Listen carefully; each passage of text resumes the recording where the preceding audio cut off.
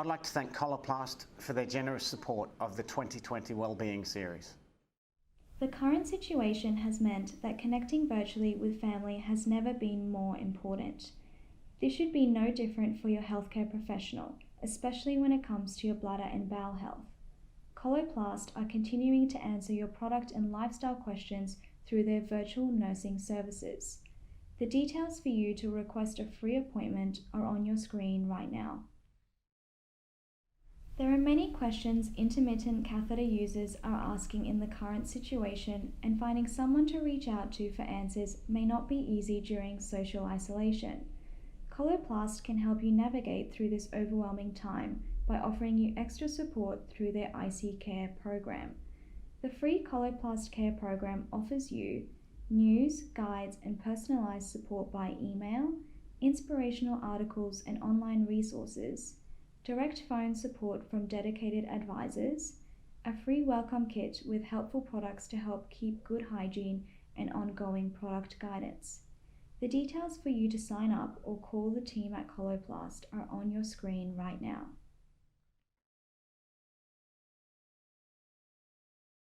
Hi everyone, I'm Dane Cross. I'm one of the peer support officers with Spinal Life Australia. I also worked as the advocacy officer for inclusive tourism on the Inclusive Tourism campaign. So like most people listening, my injury was life-changing, but importantly though, it was not life-ending. So since sustaining my spinal cord injury, I've met and married my beautiful wife, sitting here, Stacey. We've had 2 beautiful boys, and I work full-time. I run a business called Inclusive Access Solutions. And also work in my casual roles with Spinal Life Australia. So our life is pretty busy. We enjoy traveling and adventuring as a family, and just basically, living as normal life as possible. Hi, I'm Stacey. I'm Dane's much better half. Oh, ouch. I am, what else do I say? Oh, I work part-time with PCYC Queensland as well for a program that they run called Project Booyah. I have an amazing group of friends whom I like to catch up with as often as I can. Really lucky to have a beautiful little village of beautiful ladies around me, so we like to catch up for a wine or two. But by far the most rewarding thing in my life is to go on adventures and traveling and that kind of thing with our little family, and helping our boys explore and see more of the world and learn more of the world. It's kind of definitely up there with what I like to do. We're speaking today as a family affected by spinal cord injury and living in isolation due to spinal cord injury. We're by no means experts on this topic. We're just here to share some of our thoughts and ideas and what we've been doing during this crazy, weird and unprecedented time. Yeah. So when we first heard about the spread of coronavirus in Australia, we were obviously immediately concerned. As most people listening, or a lot of people listening, would know, that people with high level spinal cord damage, our respiratory and immune systems are compromised. And so to hear about a virus that was going around that attacks the lungs and respiratory system with pneumonia-like symptoms was obviously a big concern for us. I remember I would be like watching the numbers like daily, like not even just in Australia at that time. I think there was like 25 cases in Australia, and they had like come directly from Wuhan, and none of those cases were in Queensland. But like just around the world, I was like, oh my gosh, watching all of these numbers go up in other countries, and just like as the numbers were increasing, like we started to prepare. Yeah, I was like, okay, if this hits Australia, we got to make some. We got to be prepared. If we were going to go into lockdown and do this self-isolation thing, we were going to do it properly. Anyone who knows me knows that I don't do things like by halves. If I and if I'm going to do something, I'm going to do it. I'm going to do my damn best to do that. Yeah, so it meant that, you know, we weren't going to take the drastic steps of pulling Ashton out of school and working from home and going into lockdown only to have it compromised by having a dinner party, or even having carers come and go into the house, or going to the shop, going to the shop, just something as simple as that, by compromising what, you know, our decision that we made. So we actually haven't been out of the house. We hadn't been out of the house in 10 weeks. I mean, out of our yard and our home. The boys have obviously been outside. We've all been outside. And nobody's been in either in that time. We were pretty honest with the kids. Yeah. We just explained to them that, you know, the coronavirus is out there and we needed to go into isolation, because if I caught that, I'd get very sick. Yeah, and so I think as a mum, my biggest thing was I didn't want my kids to be scared. And so I think that was what whenever we spoke about coronavirus, I think that was more my focus. Like, I made it really clear that, especially to Dawson, the 3-year-old, doesn't really understand, but like Ashton, our 7-year-old, like, you know, he knows what's going on. He understands the news when the TV's on, you know, and they're talking about, you know, all these people dying and stuff. So I think our biggest thing was to make them know that they are safe.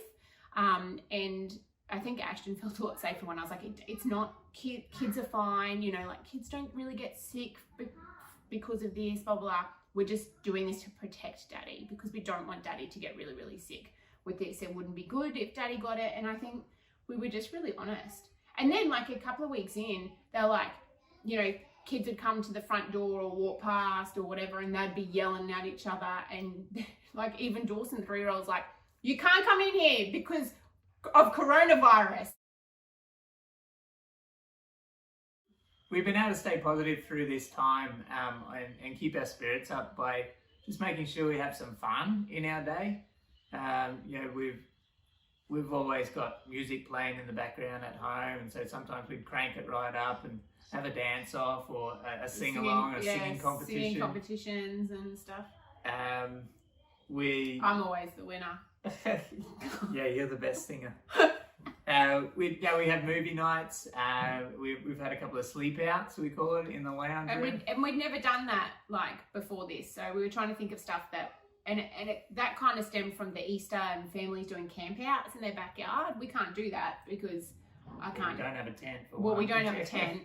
And getting Dane into a tent to sleep, like, pretty difficult. Anyway, that whole thing is going to be difficult. So we pulled all of our mattresses into the front living room, and we had, like, sleep outs in the front living room. And we'd all sleep there after watching a movie. Yeah, we'd watch a movie, and the kids loved it. So it's just, and that's like memory building stuff as well. We are so lucky that, like, we have the best neighbours and friends that I think anyone could ever ask for. They've been, like, our #1 supporters through all of this. And like I've mentioned, my parents as well have been dropping stuff off and, you know, coming over. But I think having a really good network of friends has been great. Yeah, and just having phone calls and FaceTime with family and friends. It's You've done, you know, like Friday Arvo beers with the mates. A couple of times, I think. And yeah. I've done the same with, you know, some of my other school mums. So yeah, staying connected for us has been really, really good, really beneficial. Yeah, as a family unit, and, you know, grown closer because of it, and, yeah, to make it through 10 or 11 or 12 or however long weeks we're going to be in lockdown for, together has made us stronger. And, you know, if we survive that, and we're going to survive anything, I reckon it's been really good. Relaxation of isolation is going to be gradual and measured. Yeah. I think, you know, we'll just keep watching the numbers and weighing up the risks, and, you know, if there's any sign of any, you know, recurrence or second wave, as they're calling it, you know, we might have to pull down the covers and, you know, go back into lockdown for a little while, just until it passes. So. And we're prepared to do that, you know, like, do whatever it takes. So we're just being really vigilant, is that the word, at the moment, and just making, just watching it and taking one day at a time, really. Like, we really, really are just taking one day at a time.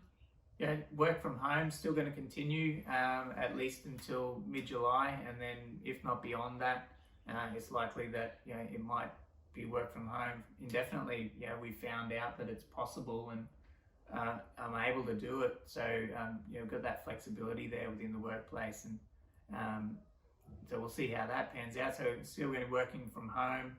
I don't think we're planning any holidays anytime soon.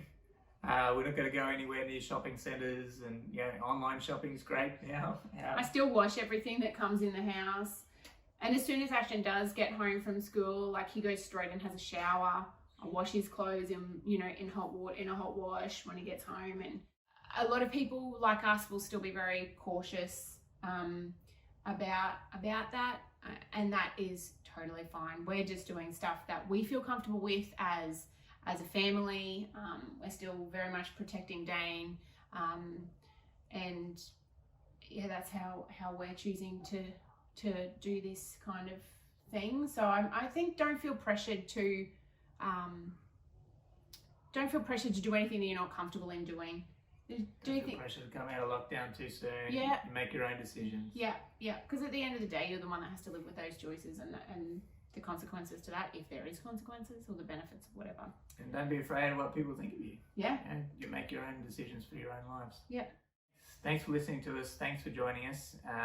It's been a real pleasure to be able to share our thoughts and our family and insight into our family with you. Obviously, if you're having any issues, reach out to your peer support team, either via the peer support Facebook page, or email, or call us. There's a phone number here, 1300 774 625. Or if you're struggling, perhaps with your mental health or being in isolation, please call Lifeline, 13 11 14, or Beyond Blue on 1300 22 46 36.